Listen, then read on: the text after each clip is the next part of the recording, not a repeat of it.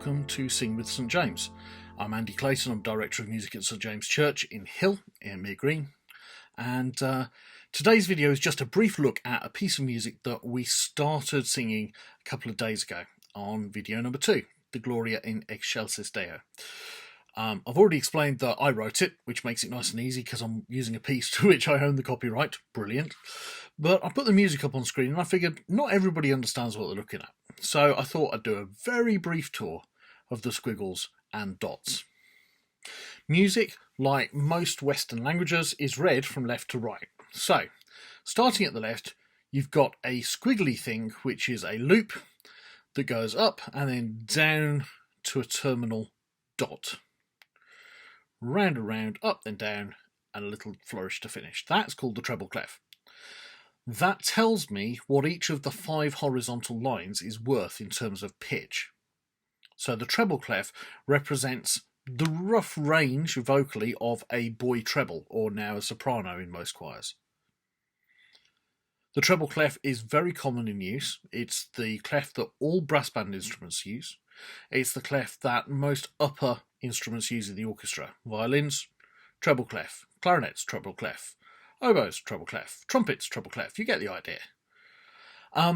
It's also sometimes used for upper male voices. So sometimes you'll see a treble clef for tenor voice with a little 8 attached to the bottom, showing that it's actually written an octave higher than it needs to be sung. You should sing it down the octave from where it is. So when I was singing along in the last video, I was actually singing an octave below what's really written. The treble clef is just so common, it's very simple. A lot of people learn it. If you've ever done recorder in school, treble clef would be the clef that people had used if they tried to teach you music at the same time. Enough. Moving on. The little hashtags, they are sharps. 2 sharps, which means D major or B minor potentially. Majors and minors, there are 12 of each, plus their equivalents. Don't worry about what that means if you don't know. All it means to the person who reads music is they now understand that C's and F's are sharp in this piece of music. And we've established it right at the beginning, clustered the sharps at the front, and now we know that every C or F in the piece is a sharp. Doesn't have any bearing on our ability to sing this. The next thing, 2 4s stacked. The top 4 is a number of beats, and the bottom 4 is what kind of beat. So it's 4 quarters, as the Americans say, or as we would say, crotchets, single notes. 4 single notes to a bar.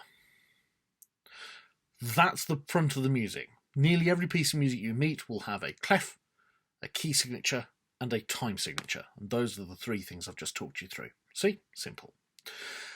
Next, I want to look at the structure of what follows. And you'll see there are vertical lines that go from the top to the bottom of the staff, which is what we call the 5 horizontal lines. It's a staff, or staves, plural. Those vertical lines are bar lines, and they separate out groups of, guess what, 4 beats, 4 crotchet beats, as the time signature gives us. So those bar lines are designed to separate the music into bars so that we know when to start counting. Because we could count beats all the way through. 1, 2, 3, 4, 5, 6, 7, 8. If you're doing a symphony, you're going to be like 241, 242, 243. No. We count 1, 2, 3, 4, 1, 2, 3, 4, 1, 2, 3, 4. Or, if the time signature says 3 of, you go 1, 2, 3, 1, 2, 3, 1, 2, 3. That allows us to keep in time. Also allows us to parcel things up so that we know what's coming next. And we can spot patterns in rhythm, which music is a lot about pattern. The double bar line at the end says we're done, and this is when choirs stand still, watching their conductor, ready to take the command to sit. Or slightly less disciplined choirs slam their book shut and go, right, pub. Yeah. I'm somewhere in between those 2. Won't say no to a pint, but the whole slamming the book shut thing's a bit much. This piece of music is 4 bars.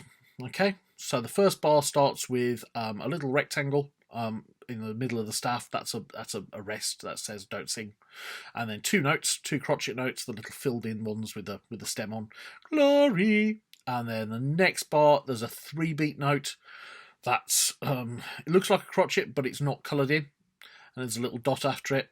And then the little squiggly thing after that is a single beat rest. So if I was counting, I would go 1, 2, Gloria, 2, 3, rest. See, it's just shorthand. The final two bars are much simpler. Bar 3, 4 single beat notes, in excelsis, and the last bar is two beat notes, Deo.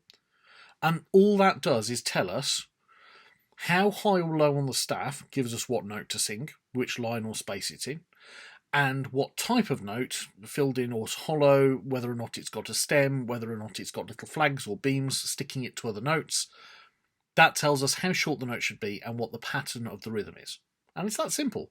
And it can be learned very simply out of books or online, or I can take people through basics if you want, it's not a problem.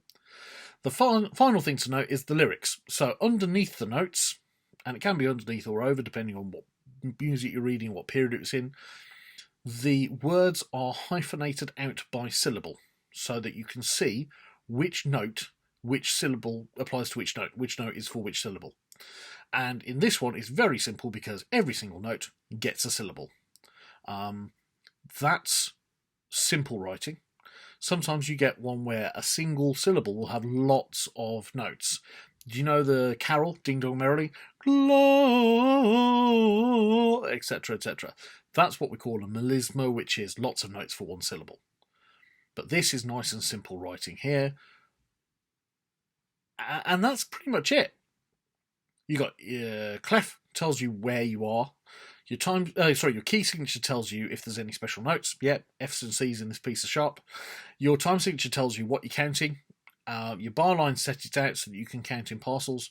And then your individual notes tell you how long they are, and the up or down on the staff tells you whether they're a high note or a low note. If you look at In Excelsis Deo, you can actually see the shape. Ba ba ba ba ba ba. Look. Da da da da da da. Dead easy.